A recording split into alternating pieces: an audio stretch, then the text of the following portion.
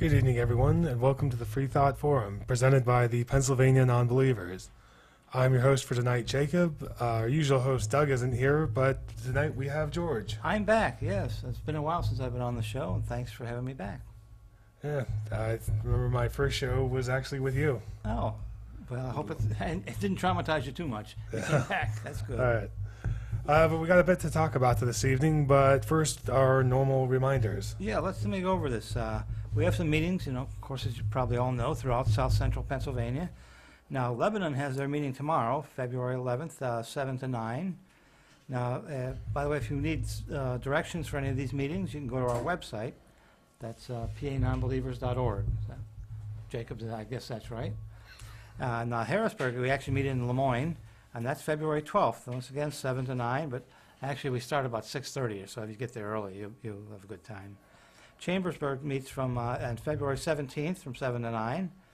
Now, the Lancaster meeting, which is at Isaacs and Lancaster, that's February 25th. That's from 6:30 to 8:30. They start a little bit earlier. Now, in York, we're having a meeting March 7th, 10 a.m. That's a Saturday. That's also our annual meeting. So that's where we elect our new board of directors or replace some people that are on the board. We'll also have a few changes to our bylaws to discuss, changing our policy. That's where we do that. And the next Free Thought Forum is going to be February 24th, 2 weeks from today. So we have things going on. All right.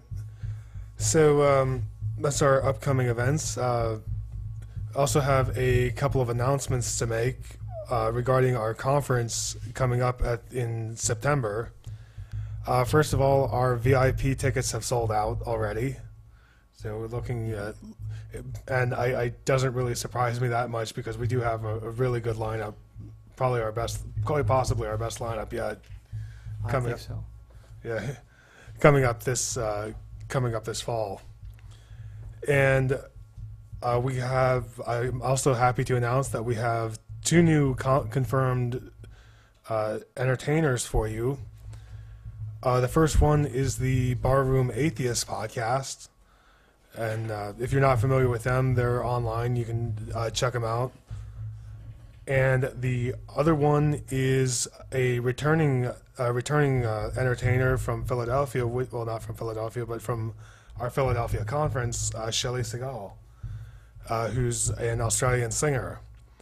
And we're definitely fortunate to have her back. Sings about a variety of topics, but also does a bit about atheism. And recently released a new album, if you want to check it out.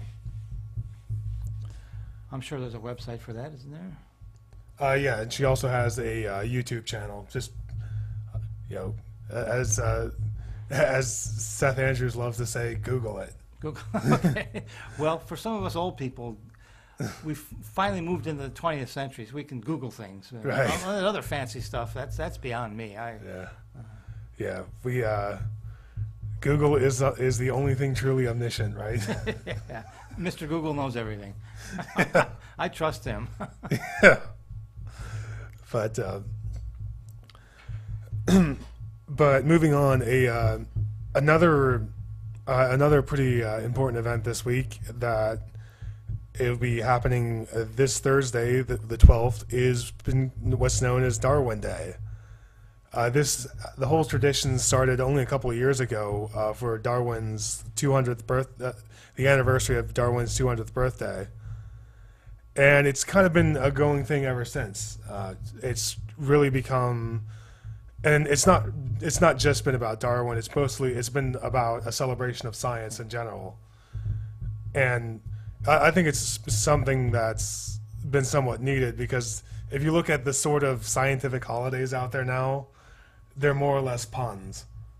Like you have Pi Day, which is 314, or April 14th. Excuse me, March 14th rather.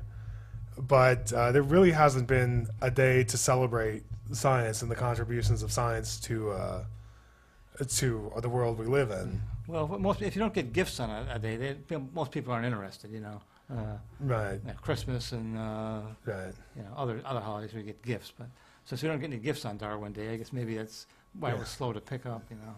Right, and When I was talking to someone earlier today, they were talking about how it's interesting that the 200th anniversary of Darwin's birthday was only a couple years after the Dover trial, so it was sort of still fresh in everybody's minds. So it's really, I think that's part of the reason it's started to take off. You know, for a second, let me go back to Dover.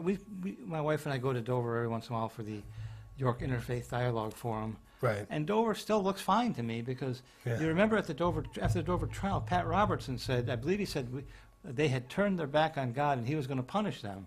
And I haven't seen the punish. I wonder when it's coming.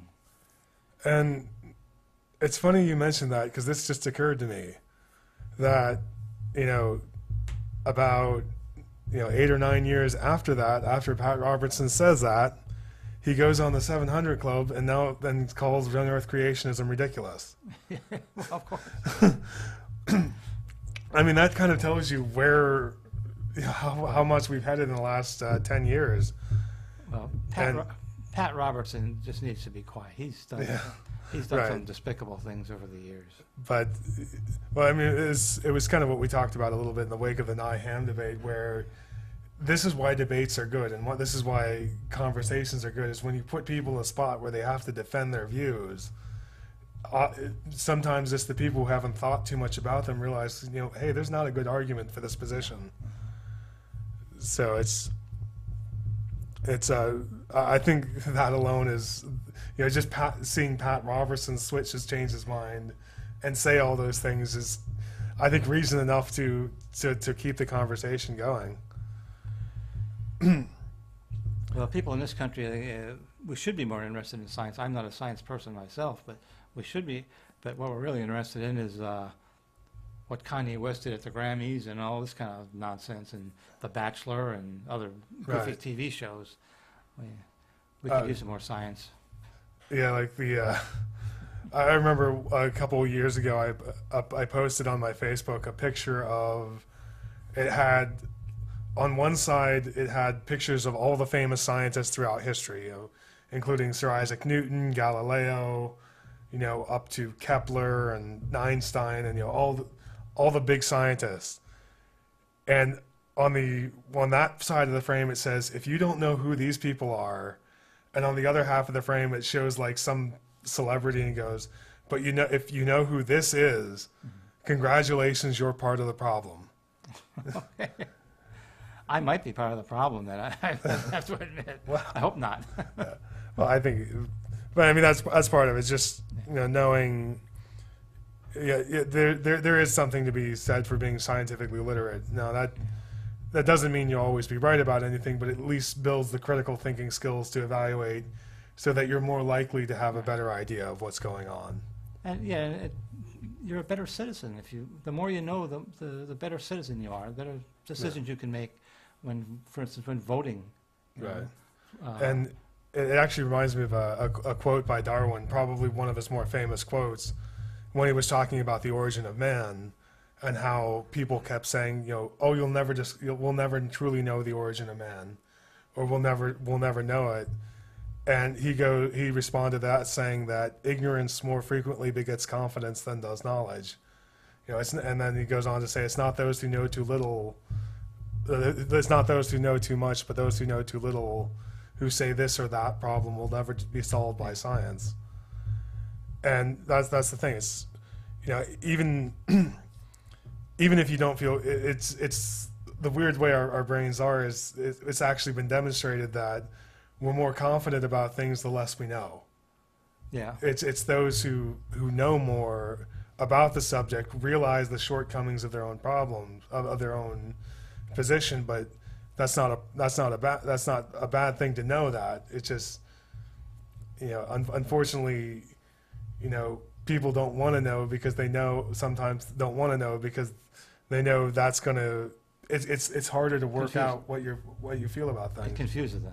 Yeah. Well, I've often said that the dumber a person is, the smarter they think they are. Right. And, I mean, it's a well-known fact, and that's one of the observations Darwin made, over 150 years ago. And it's although he wasn't the first to make it, but there have been numerous philosophers throughout history to say that, say something to that effect.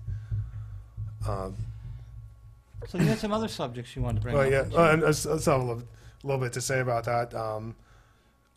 Right now, Darwin Day itself is still kind of an unofficial holiday, Right. but there have actually been some legislations pushing for recognition of it, for celebration of not just science, not just the impact that Darwin has had in his ideas of natural selection, and how that's shaped how we think and how we approach many problems, because his ideas have had many applications outside of the field of biology as well. But it's also talking about intuition, intellect, and I love how the one bill that was to recognize this as a holiday also put a recognition of courage, and that kind of struck me a little bit, because the courage that scientists have had to show over the years to question the status quo, as I think as David Fitzgerald once said, yesterday's heresy is tomorrow's consensus, and or everything. There's something to that effect, where everything's all the new advancements have started out as blasphemy or heresy, and many scientists have had to overcome that over the years. Wasn't Galileo thrown in under house arrest? Yeah, Galileo, and not just that, all the way back to even some of the Greek philosophers. Like, I think Socrates was actually executed because he was an atheist, basically. And those who have questioned, the very notions, or like Kepler, whenever he was going through his observations and doing calculations on planetary orbits, he discovered things about the planetary orbits that he didn't like. But eventually he had to accept what the data was telling him. Yeah. And I remember Carl Sagan talking about that in the original Cosmos, where he says, he rejected his most cherished beliefs for what the evidence told him, which is the essence of science. That's what I was just going to say. That's science, isn't it? Yeah, you don't. And that's one of the things that, even though why I think that there's been so much pushback against the theory of evolution is there, as science has progressed, it's like we discovered we're no longer the center of the universe. The Earth holds no special place among the universe. But they still held on to this notion that there was something special about humanity, which is what really evolution totally throws out. Right. But I think people who are anti-evolution isn't a lot of it based on the Christian belief that the Earth is 6,000 years old? Right. And if it's 6,000 years old, you can't have evolution. Right. We could not have evolved in that time. So part of that is, it kind of defeats their. Well, it's not just that. Yeah, it is a bit of that, but it's not only that. I think normally I don't hear that so much as just people don't like the idea that they're just an animal like every other one. Right. And that can be troubling for a lot of people, and it can take a lot of courage to just look at the data and face that fact. Yeah. And especially a lot of Christians believe that God put animals on the earth to serve the man, right, for man to do what he wants with them. They're just animals, Right. So Unless, they don't have a soul. So well, if animals are supposed to serve us, then why do you make cats who think that we're there to serve them? Well, since my wife and I just picked up 2 cats on Sunday, we're finding that out. Yeah. If you don't think animals can train human beings, just own a cat and you'll know what it's like. But that's if you want to find out more about the day, there's actually a website, darwinday.org, dedicated to this, to pushing for this.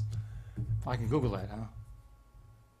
Well, this one I actually knew the website off the top of my head because I was looking at it earlier. Well, I'll have to Google it because that's the only way I find it. Yeah, it's just. But and one other interesting video I came across earlier today on YouTube was by Aaron Ra, who will be at this year's conference. Oh. But he actually put out a video earlier today addressing a common accusation that Darwin was racist, or somehow evolution promotes racism, which no, it doesn't. No. Yeah, and Science. yeah, it's really been, and as he points out throughout the video, is really what happened is all of those ideas that somehow there were different types of humans and there were lower humans and higher humans, that didn't come out of evolution. That was something that was believed long before evolution came about. And so it's sort of when that idea finally started going away is when the theory of evolution came out, and for some reason they got conflated. It's just somewhere along the way. Well, and actually there's been some of the writings of Darwin have been quote mined where he mentions that idea, but the only reason he talks about it is to say, I don't think that's correct. Right.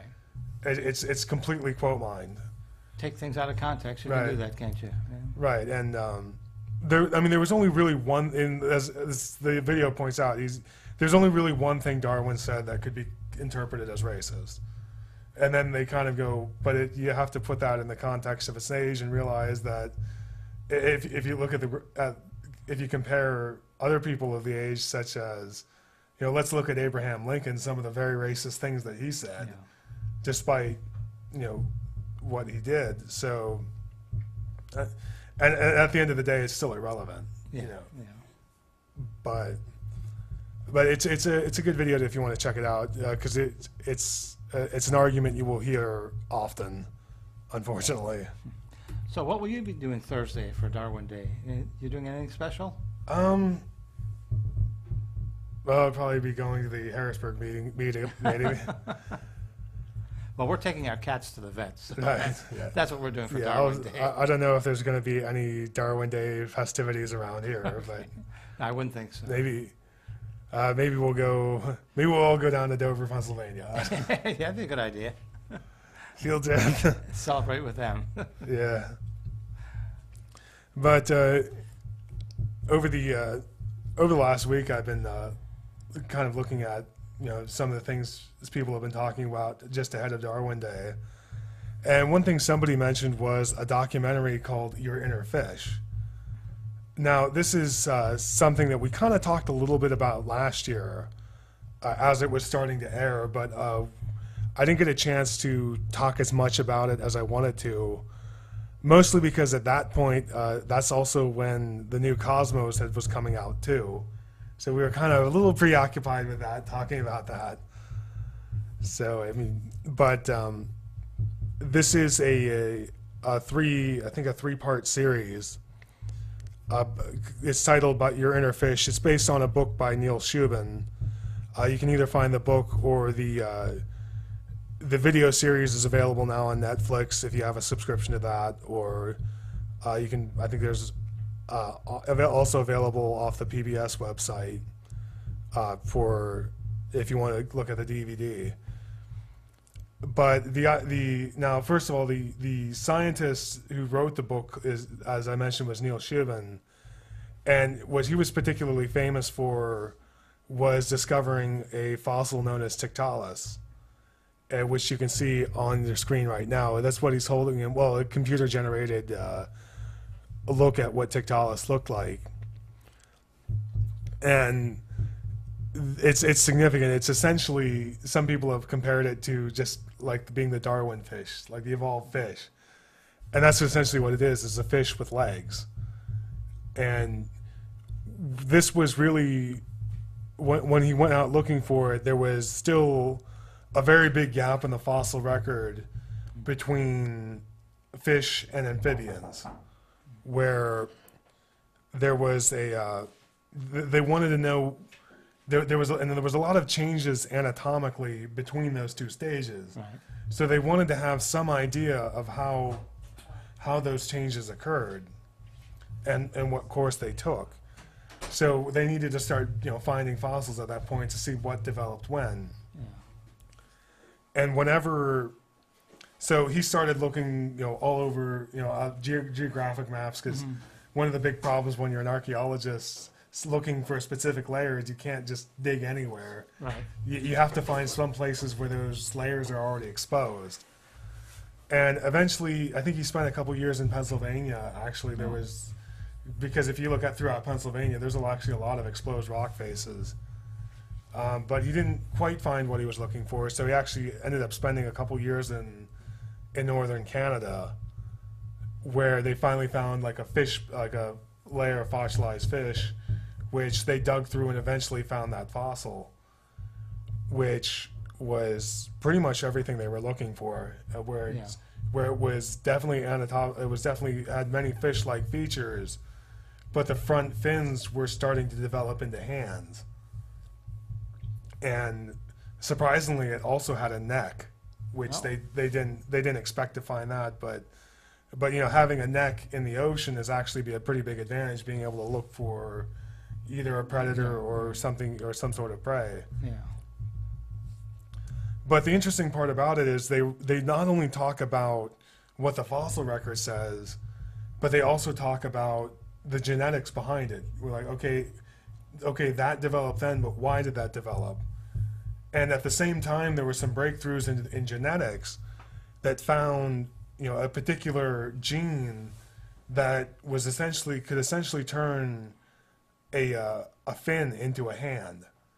And I should back up for a second, because this has kind of been why there's so much emphasis on the hand, is when they first started digging up fossils about 200 years ago.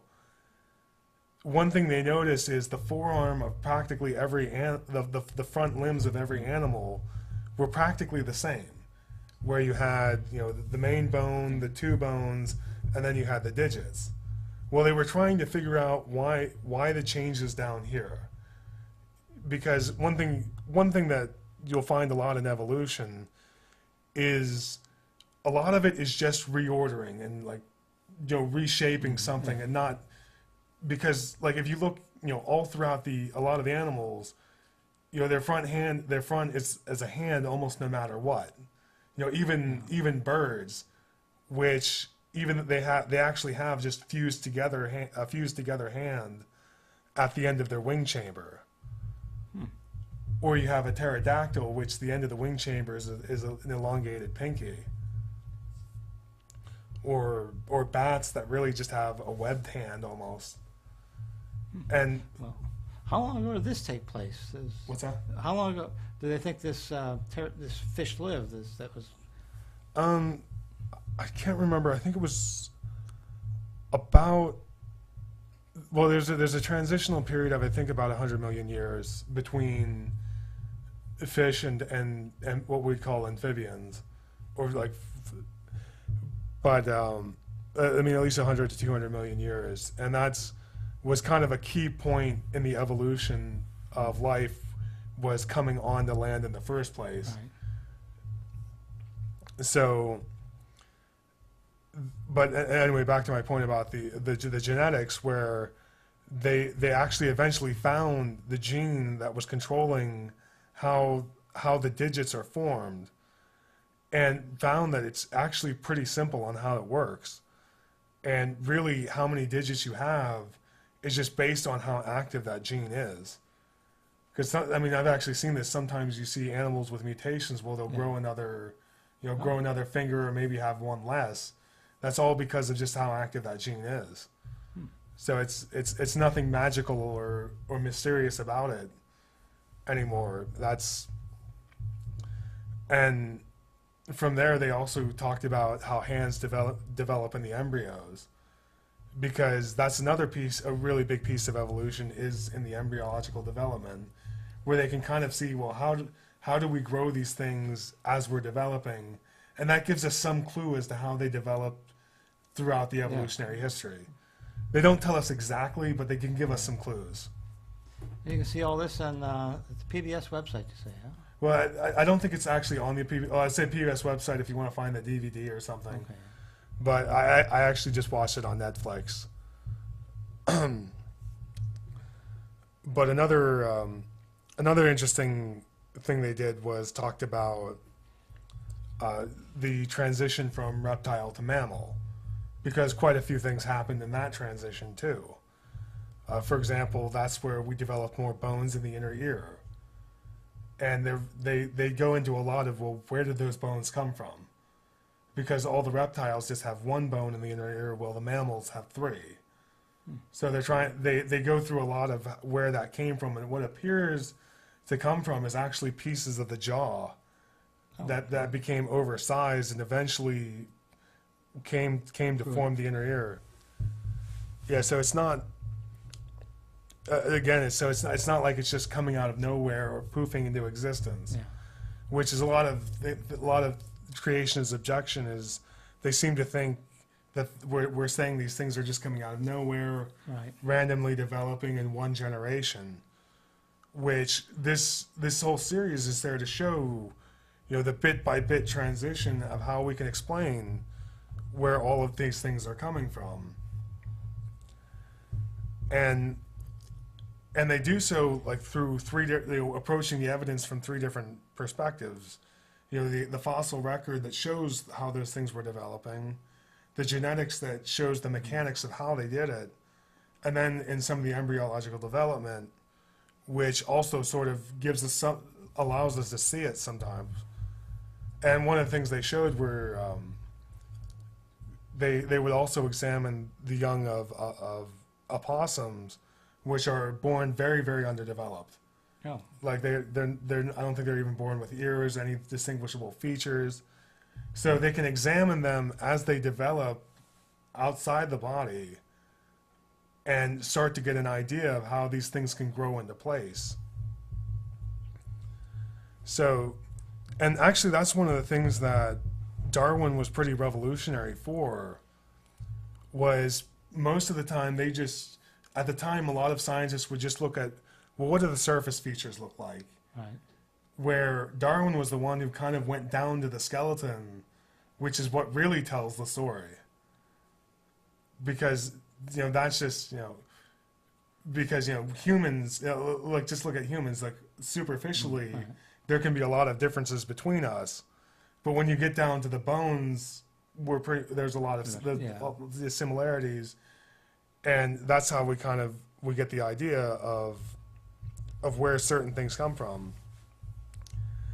And and that's the case with a lot of the nerves and connections in our bodies, where sometimes they don't make much sense when we look at them in humans. They seem to take the long way around to get from point A to point B sometimes. But when you see how those exact same things are connected in a fish, which is a different orientation to each other, they're pretty much a straight shot, where you realize that as evolutionary progress, the thing's reoriented, and it's not like you can just develop a whole new wiring system. So that it just has to follow it, which sometimes, I think there's like a nerve in a giraffe that goes like 15 feet out of... Up his neck and down. 15 feet out of its way to get to where it needs to go. There was probably a reason for that, wasn't there? Yeah. But, and then they finish off with the last part of the series is called Your Inner Monkey. Yeah. Well, that'll get some people upset. Oh, I didn't come from a monkey. You hear that all the time. Yeah. No, actually, I heard somebody's response to that was, you didn't just come a monkey, you still are a monkey. Well, we don't want to insult people, do we? Yeah. No, you don't want to tell them that. Actually, we do insult people. But if you want to, by the classification systems, we still technically are monkeys. It's just like we're still mammals, we're still primates, we're still animals. You don't ever outgrow your ancestry. Well, as I said, some people don't care to be called monkeys. So yeah, right. So, and there they talk about some of the changes, like such as how the spine started changing to accommodate our walking upright, and how actually it's a pretty bad design, and that's why a lot of us have bad backs. Yeah, back problems are one of the most common ailments, aren't they? Yeah. People have Yeah, bad it's a very common problem to have bad backs. I mean, I've had back problems at some point in my life too, and I had to get treatment for it. Almost everybody has, Yeah. and that's because it's we have the S shape in the spine. We can get disc slipping. The padding in between the spine can get damaged, and it's really and during the series, Neil Shubin looks at the camera and says, "Our inner monkey has a lot to answer for," which I thought was kind of amusing. And in there, he also goes through some of the earliest fossils of bipedal apes, and how that's developed our understanding of when and where they were going. Yeah. They started making that transition.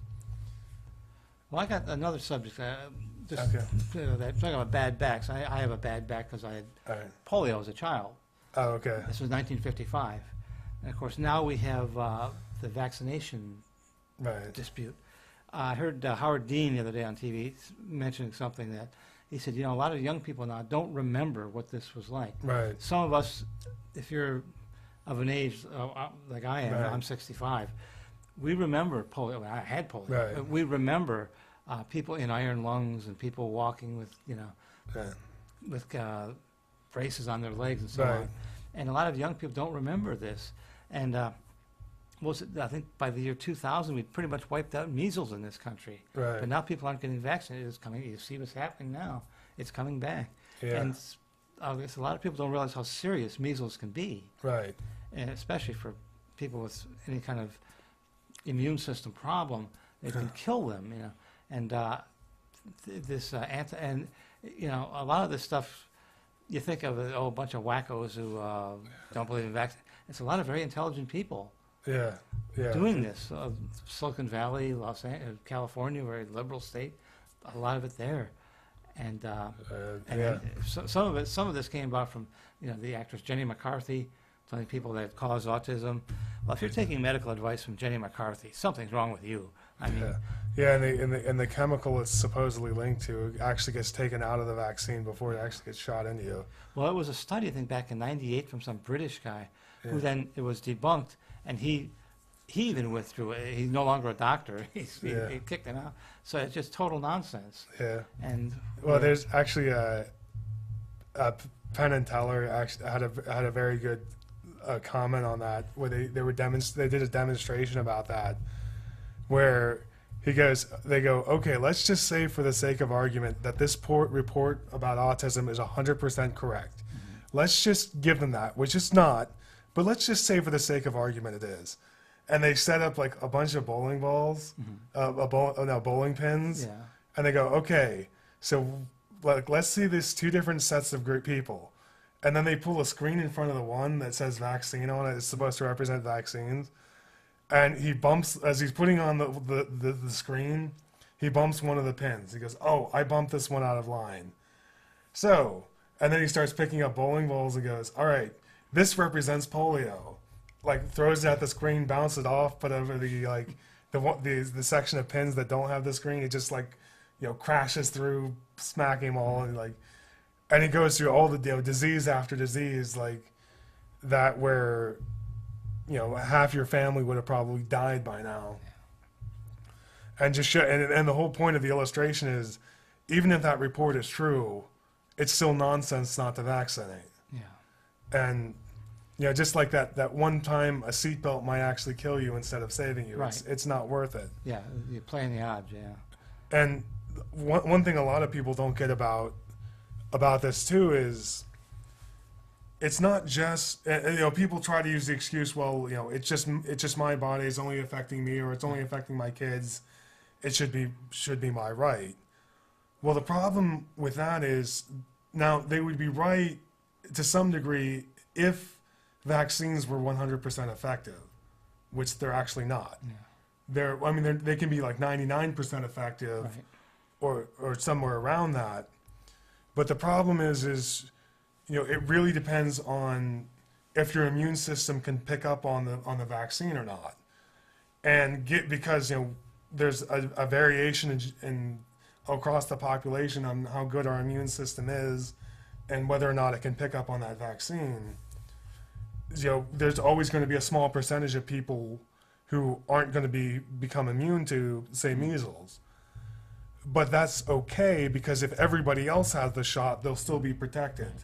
Kind of this group protection idea that Herd, yeah, as long as there's not a host. Herd immunity, it's called. Yep. Herd immunity. Immunity. Herd immunity. Thanks. I was trying to remember what the actual term for it was, but yeah, herd immunity. Well, I got the herd part, so yeah, I remember that one. You heard it. Yeah, herd immunity is way better than herd mentality. Yeah. Just saying. But yeah, it's you get the idea where there's no carrier. As long as you have no carriers for it around you, you can be sort of shielded by everybody who is inoculated. But when people around you don't get inoculated, and then especially when there's a lot of religious fundamentalists who don't, Yes. and then they send missionaries off to some place where measles is still more prevalent, Yeah. and they bring it back with them, Or polio. or polio. Yeah. Now polio is not wiped out in large parts of the world, from what I understand. Right. It is pretty much here, but will it remain that way if we don't vaccinate kids? Right. Oh. Right, and and that's the thing. I compare it to, when we're talking about public health and safety, there's people try to make it an individual thing, but it really rarely is. Yeah. It does affect everybody around you. I kind of feel the same way about, say, seatbelts. People are like, well, it's my decision, but I'm like, in an accident, if you get impacted and it knocks you out of the driver's seat, all of a sudden your car is not in control anymore. And that's it's part of the reason why pilots wear seatbelts. It's not to protect them in a crash, it's just to keep them in the seat so they can remain control of the aircraft. And I kind of look at the same way as seatbelts in a car. Is it's part of it is to keep me in the driver's seat and in control of the vehicle. It's not just for my own personal safety. Yeah. The vaccine, I would like to see them make them mandatory. Yeah. Like I said, if it just affected them, that would be fine, but it doesn't. It affects other people. Right. And there was a petition going around about, I think it was someone in California whose child had leukemia and is now over leukemia. They can't get a shot, though. Okay. They can't get the measles shot because they had the leukemia. And if that child goes to school and gets measles, they will die. Yeah, and that's true. This parent was trying to get the kids who have not been vaccinated barred from school, which I agree with. They shouldn't be. You have the right to your body, right? But you don't have the right to, your rights end where my nose begins, right? Yeah. Right. So. It can be a difficult subject at times, balancing the rights of the population versus the individual. Yeah. But there's always the idea when you live in a society, part of the individual has to disappear, unfortunately. It doesn't mean it has to completely disappear. Like let's not look at this like a dichotomy, which all too often people want to do. Because mostly because it's easier to do that. But I think we need to do the hard work. It's hard work finding exactly where we want to draw lines as far as, the good of the many versus the good of the one. Right. And I think the vaccines are. I err on the side of let's vaccinate everyone, and this nonsense about autism or mental retardation and Right. The guy who did the study for autism, his medical license is revoked. Right. He's no longer a doctor. It's pretty much disproven that it's Yeah. Right. It has but been. people still think it Yeah. causes it, even though there's Well, it's been revoked by a medical community. Yeah. as they said, if there was a vaccine against paranoia, no one would take it. Well, the people who need it wouldn't take it. But that's the disturbing thing is there's far too many prominent celebrities who are buying into this. Yes. They do so much damage. They should stick to what they know best. Right. Entertaining people, not get off. They're not scientists. They're not doctors. Right. Stick with what you know. Right, and it's speaking of which, I definitely need to get my own shots up to date. But it's kind of funny because actually, my own healthcare provider actually completely covers any preventative care. That's good. and it's smart of them to do that. Oh, yeah. Because Saves money. getting, just getting the shot is a lot cheaper than treating the disease. Right. And that's the thing. It's if they get to the disease, this is a major drain on our medical resources. Than Yeah, to just not get it in the first place. Which are stretched anyway. But, thanks to Obamacare, they're coming down, I understand. Medical Right. costs are coming down, so. Yeah, I mean that's the thing. There's, and that's the thing with the Affordable Care Act is just there's a lot of little things that I don't think people are aware of that are attempting to put more integrity into the medical system, and better preventative treatment that will hopefully bring down costs in the long run. I mean, hopefully. Now, obviously, the difference. There are always things that look better on paper than in practicality. But Well, it's been so politicized. So many people are against it because it's Obamacare. Right. Anything Obama wants, they don't want. right, And maybe let's look at things objectively here. And right. uh, I mean, I'm not going to say I 100% agree with what every piece of the act. well, But- that's probably true of anything, though. Yeah, that's the thing. It's true with anything, but the problem is people who disagree with it just want nothing less than a wholesale repeal. Yeah. Where I think if they could probably get reasonable people together from both sides and work out, well, maybe we can make an adjustment there and adjustment there. Well, in Washington, there aren't too many reasonable people anymore. Yeah. So you got a problem right there to start with. So. But right, it's sometimes the political parties can be as dogmatic as religions. Yeah. It's where it's about we don't want to step out of line with anybody.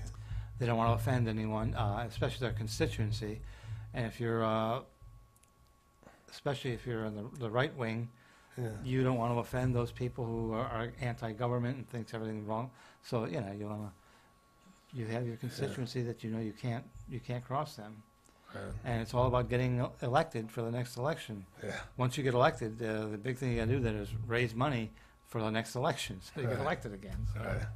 Uh, Yeah, But I guess that's we'll leave that to the political shows to take on. yeah, I know, just trying to, we don't want to. Yeah, it's Get too it's a political. difficult. It's difficult subjects, but Yeah. I think that's sometimes the point is you shouldn't be shying away from topics because they're not fun to talk about or they're difficult to talk about or it's difficult to find, say like a good stance on it. And sometimes one thing I heard somebody talk about once is, the problem with sometimes say you lose your belief in your religion and you coming into atheism is a lot of times you have to completely redo your entire worldview. Right. And I know I've gone through that over the last couple of years. And there's certain subjects I probably flip-flopped on a few times, just not quite sure what I want to think about it. That's true. I think most people, if you don't change somewhere along the way, something's probably wrong. Right. You're probably ignoring facts or something's going on. Yeah. And it's not changing your worldview. Your whole social life can be turned up by becoming an atheist. Right. I mean, Yeah. Some people will disown you. And some of your relatives will say, "I want nothing to do with you ever again." yeah. Uh, But although occasionally sometimes you can run into more reasonable people, even if you walk away disagreeing with each other, you can at least have a nice conversation about it. Get to the point. And I find what's helpful sometimes is actually acknowledging maybe some shortcomings or some problems with your own view. well, that you can maybe- disagree without being disagreeable. That's what Right. I'm trying to say. Yeah. There's always that, yeah. And I think I think the problem is sometimes when we get into conversations, whether it's political or religious, people just want to volley questions just to try to stump the other person Yeah. rather than trying to have a legitimate conversation. And I think if you just change your approach slightly, you can sometimes you can be a lot more effective. And actually, that was part of the point of a book by Peter Boghossian, his book, A Manual for Creating Atheists, which was more or less talking about how to approach a conversation to get actually have a conversation about it. To make people think. Yeah, I don't think people think if they think you're attacking them. So You just, if you ask questions, you know, and you, if you Right. word it the right way, they won't be offended, Right. for the most part, For the most part. Although, of course, there's always people who won't. who are Yeah. easily offended. Right. Yeah. Although I once heard somebody who said people who are easily offended are so because they enjoy being offended. Yes, a lot of people, you know, along that line, you know, last week at the National Prayer Breakfast, Oh our yeah. president said some things that really offended people. Well, those, I think for the most part, are people that are offended by everything he says and does. Right. They don't like the president, so, but he spoke the truth. I mean, Yeah. And if you missed it, essentially what he said was he compared essentially compared radical Islam today to Dark Age Christianity. well, I don't know if he so much compared it as he said, look, there have been terrible things done in the name of Christ. Yeah. Now, right now, they're being done in the name of Allah, and you know, he's just being historically accurate. The Right. Crusades and the Inquisition, and those are things they happen, and Right. he's saying that sometimes religious people get carried away, and Well, he's, yeah, he's right. they use, and that's an interesting point. Actually, I heard from somebody else talking about was how it's hard to tell sometimes if people are getting the inspiration to do this from their religion, or if they're getting the excuse to do this from their religion.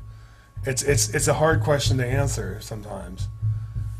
I think it can be a bit of both. I mean, you can't say it's 100% one or the other, but it's hard to tell which is the case. But yeah, I mean, that's the thing. It's if you know if you bring up, you know, what people use the Bible to, what people justified using the Bible yeah, throughout history, like it's slavery.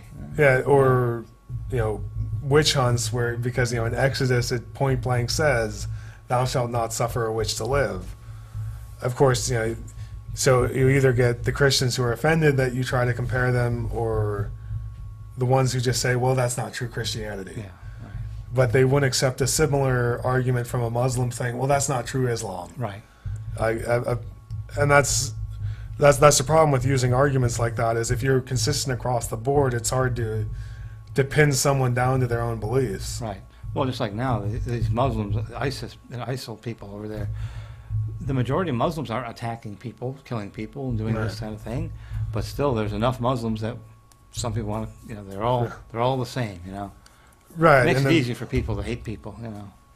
Or I kind of look at it in the case where not every Christian supports like the really extreme conservative, Right.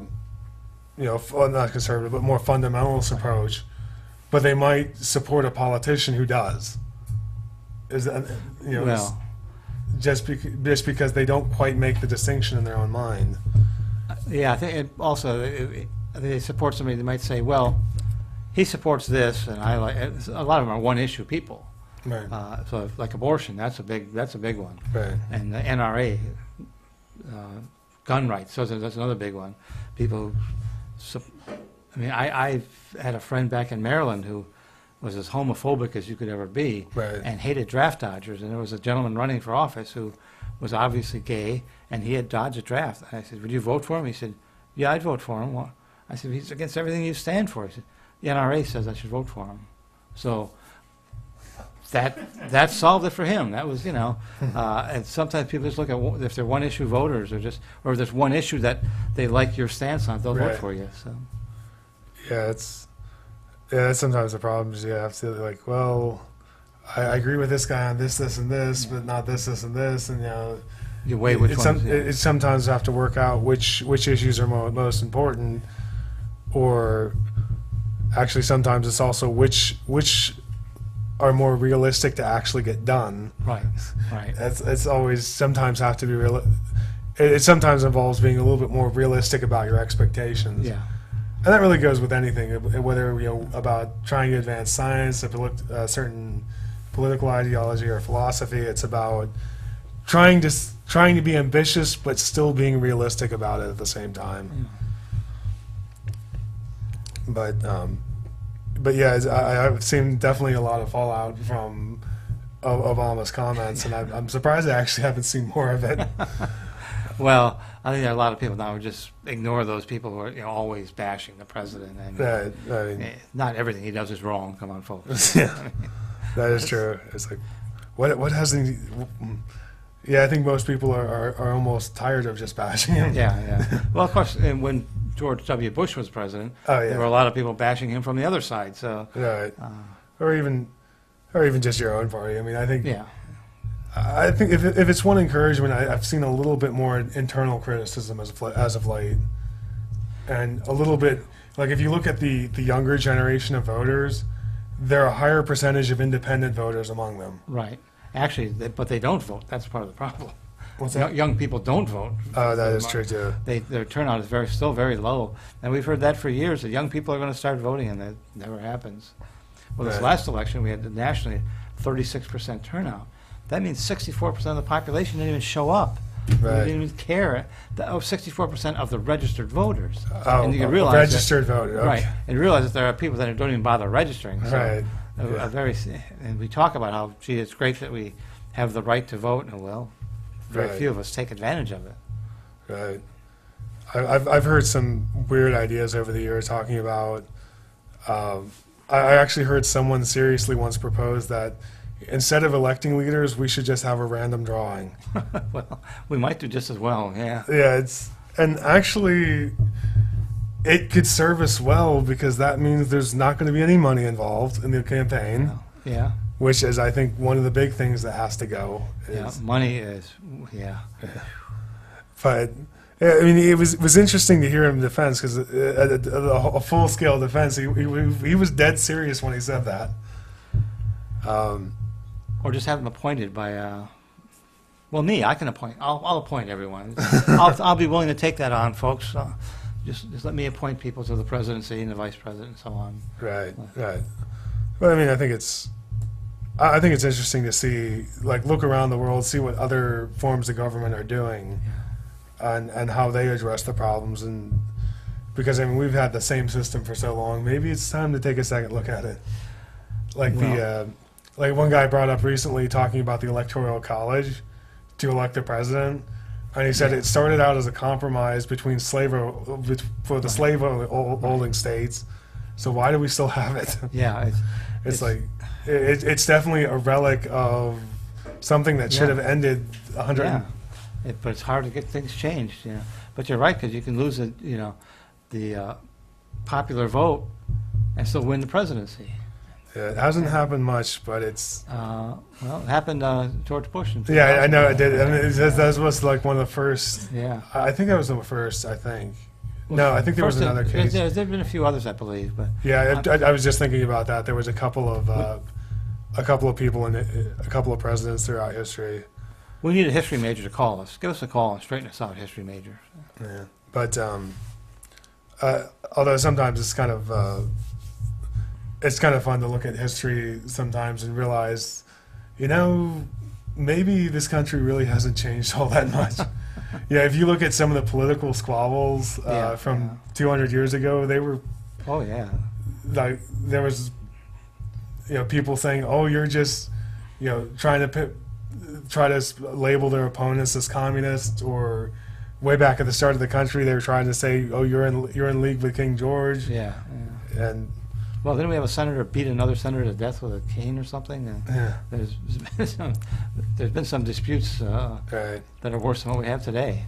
Although, I don't know, some people might think it'd be a good idea to beat some of our senators to death, but I wouldn't advocate that.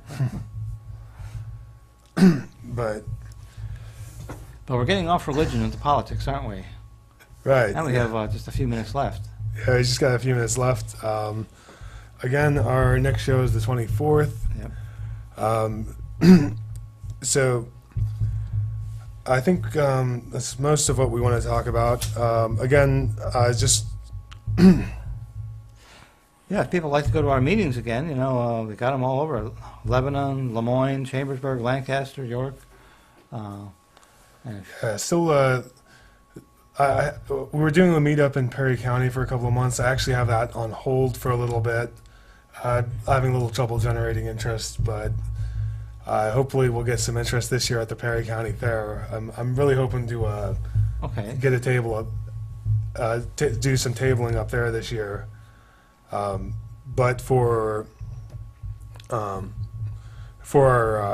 our normal first table of the season is going to be in York at Mother's Day. We might have one before that, but Mother's Day will definitely be our first our first stop, and it's always a good time. Always, our kickoff. We've been doing that for about 15 years now, I think.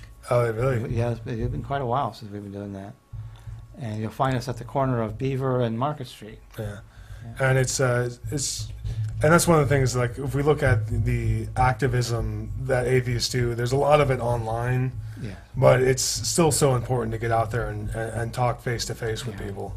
Let people know that we're there. We're in the community. We're part of the community. We do good works. We a group called Volunteers Beyond Belief. We belong to that. We do some charity work for various organizations, and we have our meetings. We're also looking pretty good on our Atheist Fights Hunger food drive. We're hoping to raise $5,000 to buy meals for local food banks. And last I checked, we're about up to $3,200. So we're progressing very nicely on our goal. Yeah, we'll be doing that in September. It's an event we're going to be putting up with September, because part of what we need to do is we'll be having to pack these meals as well. Like, they're just going to give us the raw supplies, and we have to put them together. That's at our convention. At the convention we'll be putting together when hopefully we have enough people there for volunteer work afterwards. September 11th through the 13th, right? Yeah, 11th through the 13th. That's correct.